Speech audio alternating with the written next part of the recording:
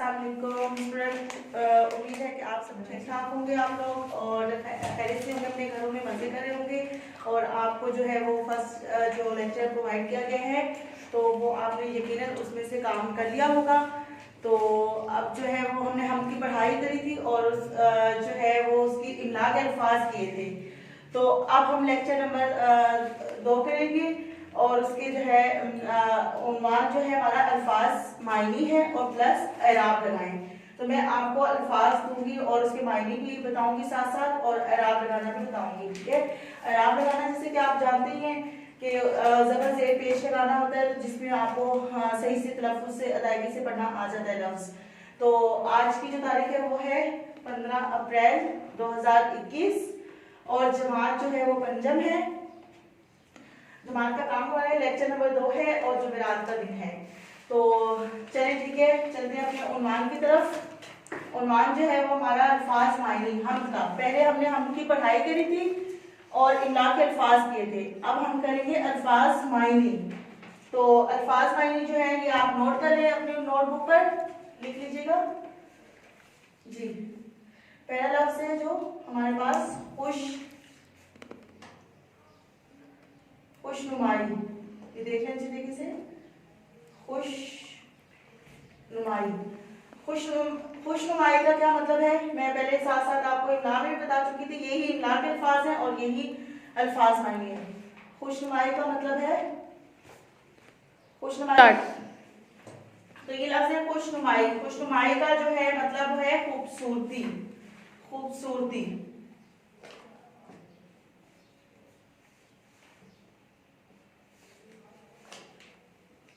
खूबसूरती और उसके बाद है कुदरत। दूसरा लफ्ज जो है हमारे पास कुदरत। ये इमला के लफ्ज भी हैं, इमला भी इसकी आपने याद करनी है और इसके जो है ये अल्फाज मायने भी। कुदरत, और कुदरत का मतलब क्या है अल्लाह की शान, अल्लाह की शान। और कुदरत सिर्फ अल्लाह ही की होती है, उसके अलावा किसी की नहीं हो सकती। कुदरत अल्लाह जो है वो ताकतवर होता है, कुदरत रखने वाला होता है। तो अल्लाह की शान, अल्लाह की ताकत। और उसके अलावा फिर अगला लफ्ज जो है हमारे पास जाहिर, जाहिर। जाहिर का मतलब ये वाज़े हो रहा है, साफ, जाहिर, वाज़े, वाज़े। फिर उसके बाद जाड़ा। जाड़ा पता है किसे कहते हैं? जाड़ा कभी आपने सुना होगा लफ्ज जी। जाड़ा का मतलब है सर्दी, सर्दी को कहते हैं, सर्दी के मौसम को कहते हैं। उस हमद में जो है वो मौसमों का जिक्र था तो उसमें जाड़ा इस्तेमाल किया हुआ था और जाड़ा का मतलब है सर्दी, सर्दी। समा, समा, अगर समा का मतलब मंजर,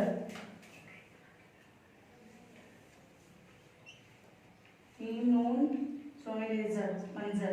कुछ बच्चे जे से लिखते हैं मंजर तो कुछ मतलब इसमें गलतियां होती हैं तो जोड़े जर होते हैं मंजर, मंजर।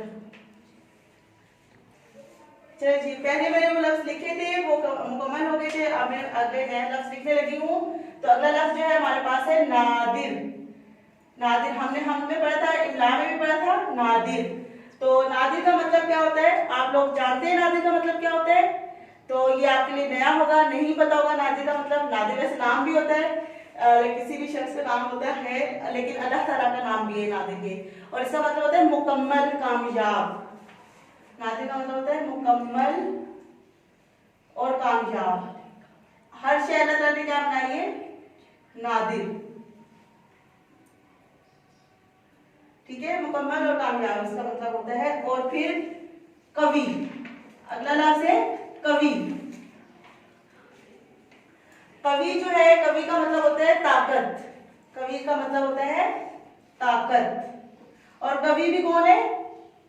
अल्लाह ताला, ताकत वाला। कवि का मतलब ताकत वाला, तो ये भी कौन है?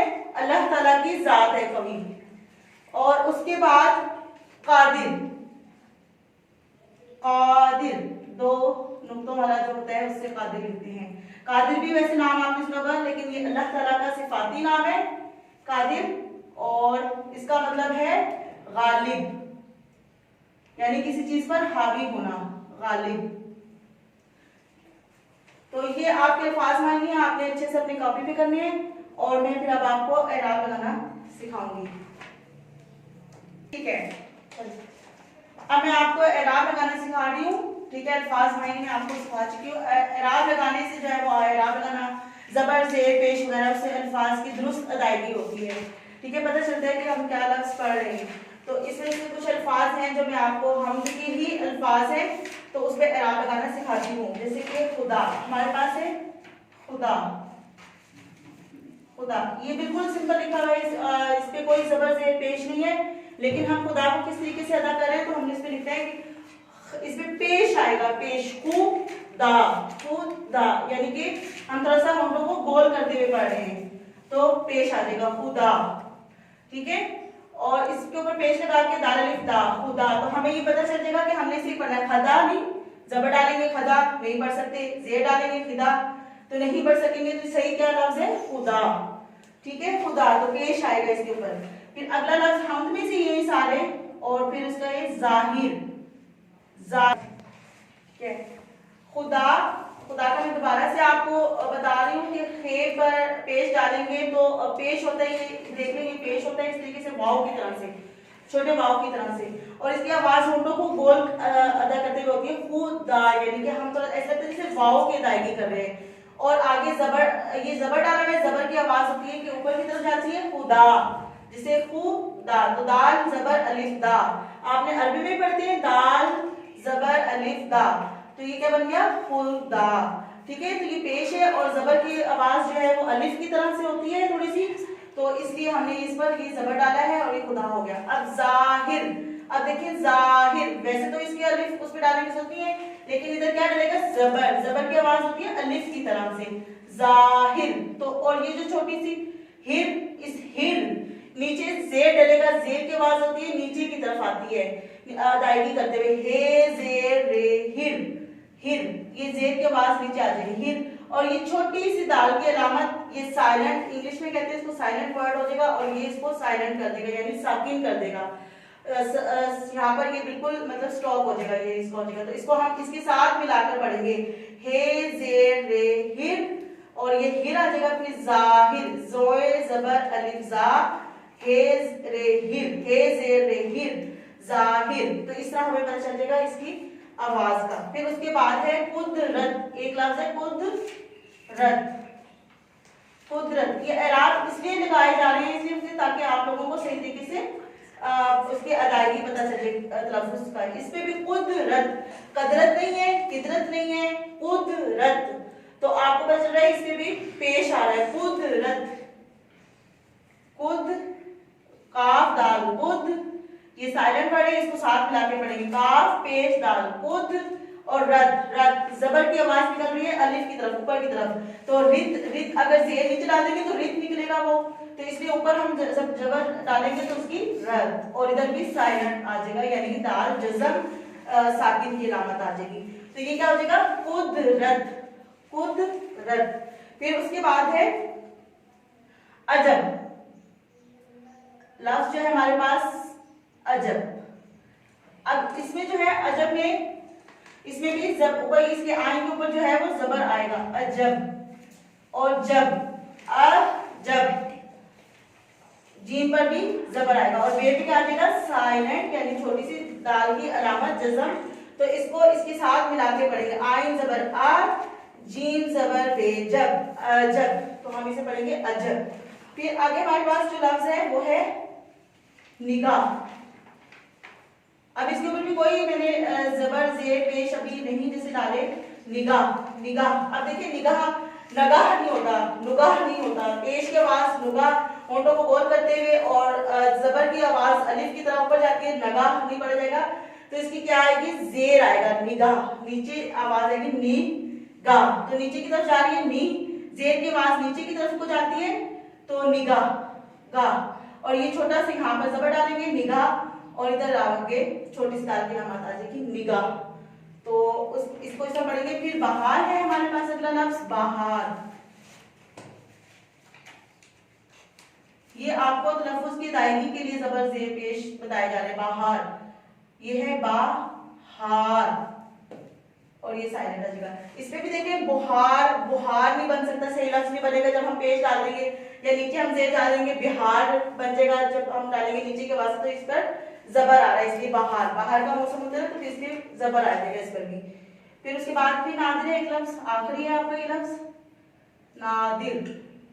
اب نادر کی بھی دیکھیں زیر ڈالیں گے تو نہیں ہوگا, نیچے آ گیا تو اوپر زبر ڈالیں گے تو صحیح, یہ تو صاف آپ کو پتہ نہیں چلا. در, ابھی نیچے کی طرف آواز ڈالیے در نادر. بعض لوگ نادر کہتے ہیں, نادر ہوتا نہیں ہے, صحیح لفظ نادر ہوتا ہے. یہ آپ کے اعراب لگانا تھے الفاظ کے, اور آپ اسے صحیح طریقے سے اپنے زبر زیر پیش کے حساب سے کر لیجیے گا. اور الفاظ میں